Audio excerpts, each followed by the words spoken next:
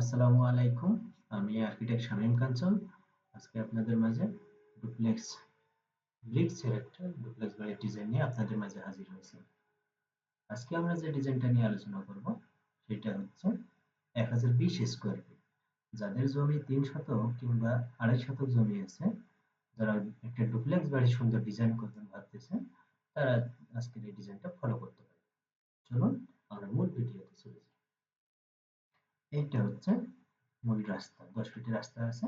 এখানে একটা পোর্চ হবে, এই পোর্চ দিয়ে এই জায়গাটাই হচ্ছে একটা বেডরুম রাখা আছে। বেডরুম প্লাস অফিস এটা করবে। তার সামনে একটা বেলকনি রাখা আছে। এই বেডরুমে ঢুকে এখান থেকে আবার ড্রয়িং রুমে চলে আসবে। এখানে একটা ডুপ্লেক্সের একটা সিঁড়ি ব্যবহার করা হয়েছে। তারপরে এইখানে রাখা হয়েছে একটা ডাইনিং, ডাইনিং এর পাশে কিচেন আছে, কিচেনে একটা বেলকনি দিয়ে আছে। এই জায়গায় একটা কমন টয়লেট দিয়ে আছে। এই পাশে হচ্ছে 8 ফিটের একটা পার্সোনাল রোড রাখা আছে। তারপরে হচ্ছে পিছনে জায়গা আছে, তারা হচ্ছে এখানে যাওয়া আসা করার জন্য এই পার্সোনাল রোডটা রাখা হয়েছে।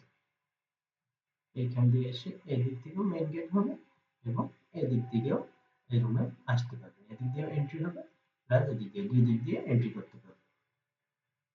এইটা হচ্ছে ডুপ্লেক্স ডিজাইন, যেটা ব্রিক্স এর একটা ফাউন্ডেশন হবে, ব্রিক্স ফাউন্ডেশন, ডুপ্লেক্স সিঁড়ি এবং উপরের ডিজাইনটা আমরা পরবর্তী ভিডিওতে আপনাদের সামনে নিয়ে আসবো। 3 শতক জায়গার মধ্যে সুন্দর একটা ডুপ্লেক্স বাড়ির ডিজাইন। আপনারা চাইলে নিচে 2টা বেডরুমও করতে পারেন। 2টা বেডরুম করলে শুধু এই জায়গাটায় ডাইনিং এর পরিবর্তে এখানে চলে আসবে বেডরুম। কিচেন থেকে এদিকে দরজা দিয়ে একটি ডাইনিং প্লাস ড্রয়িং হিসেবে ব্যবহার করতে হবে। একটা বেডরুম, 2টা বেডরুম। আপনারা চাইলে এই দরজাটা বন্ধ করে দিতে পারেন, ক্লোজ করে দিতে পারেন। এইটা হচ্ছে মেইন গেট রাখতে। আজকে আমরা এই পর্যন্ত। আগামীতে আবার অন্য ভিডিও নিয়ে আপনাদের মাঝে হাজির হব, এই প্রত্যাশা নিয়ে আজকের মতো এখানে বিদায় নিচ্ছি। আমি আর্কিটেক্ট শামীম কাঞ্চন। আসসালামু আলাইকুম।